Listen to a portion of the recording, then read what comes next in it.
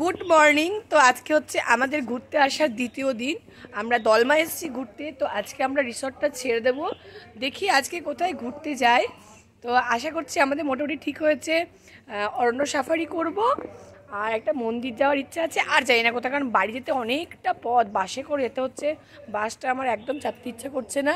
তো এরপর আমরা সেরে ফেললাম ব্রেকফাস্টটা আমাদেরকে রিসর্ট থেকে ফ্রি সার্ভিস দিয়েছিল।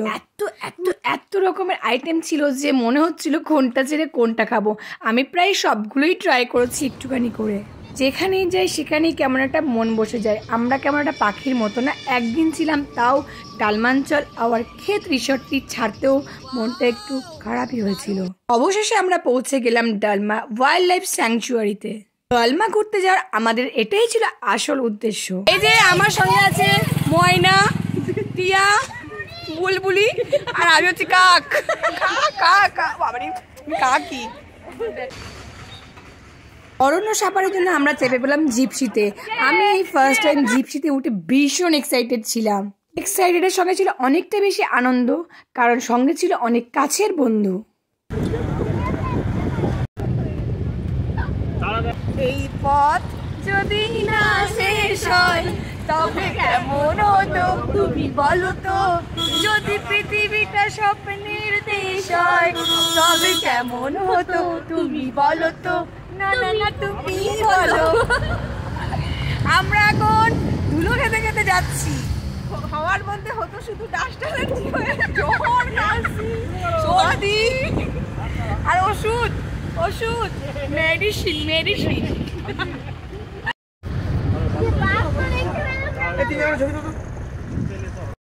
হ্যালো গাইস, দেখো আমরা বাঁদর দেখতে এসেছি এখানে।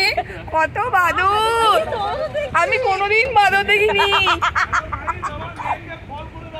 কত বাঁদর! আমি কোনোদিন বাঁদর দেখিনি। অবশেষে আমরা পৌঁছে গেলাম দলমার টপ হিলে ছিল একটা বজরংবলীর মূর্তি আর একটা শিব মন্দির। চলো তোমাদের সেটা দেখায়।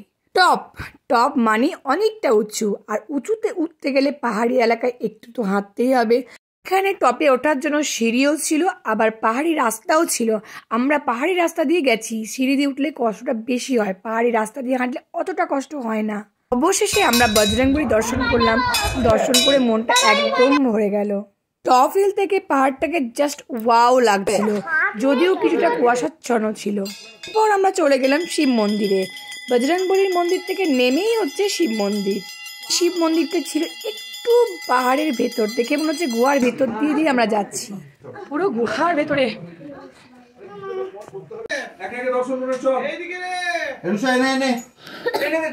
আমরা এবার দেখে এসে চপ খেতে এসেছি। চপ মুড়ি সবাই দেখে নাও। চপ মুড়ি, আমরা খাবো ঝালমুড়ি। চপ খাবে তুমি? একটা নেই তাহলে। এরপর জিপসি চালকরা বলেছিল আমাদের জঙ্গল সাফারি করাবে, যদিও ওরা একদম করায়নি। ওদের নাকি বিলের মধ্যে লেখাই ছিল যে 3 ঘন্টার মধ্যে হলেই তবে নাকি জঙ্গল সাফারি করবে, কিন্তু আমাদের এই পাহাড়ে টপ হিলে ঘুরতে ঘুরতে 3 ঘন্টা আপ হয়ে গেছিল, তাই ওরা নিয়ে যায়নি। তুইও এটা জিপসি চালকদের চালাকি, কারণ ওরা ওখানে ওপরে গিয়ে একদম আমাদের তাড়াহুড়ো করেনি। আমরা যেতে চাইলাম, ওরা করতে তখন ওরা বলল আমরা এখন আপ হয়ে গেছে। আসলে ওখানে এখন আর জঙ্গল সাফারি হয় না। এখন হোটেলে এসেছি খেতে। দেখো গোল্ডেন চা পেয়েছি পিছনে, অনেক বিকেলবেলা অনেকটা বাজে। তো এখানে আমরা খাওয়া দাওয়া করবো, তারপরে আবার জুবিলি পার্ক যাবো। দেখে আমাদের খাবার দিতে প্রচুর দেরি হয়েছে। এখন বাজে 6:20।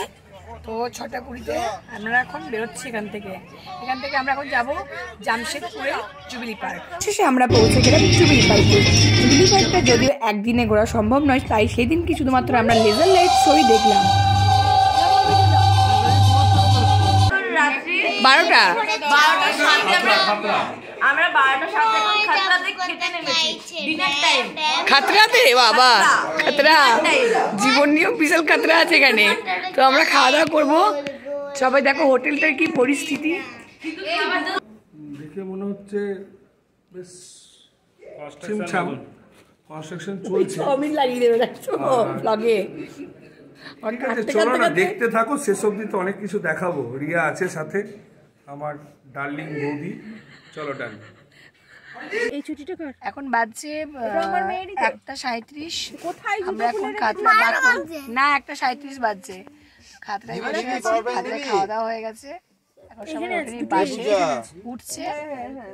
তো এরপরে আবার আমরা বাড়ির দিকে রওনা দেব। আর পারছি না, অসম্ভব। তুই বল কোন বাড়ির দিকে?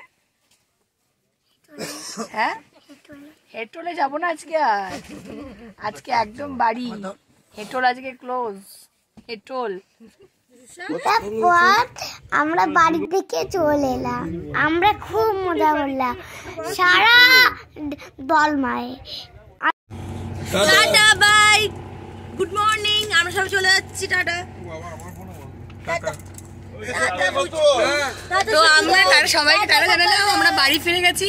আমাদের কোনো অবস্থা ভালো জার্নি হলো, দারুণ লাগলো। চলো টাটা, দেখা হবে আবার পরে ব্লগে। Good morning.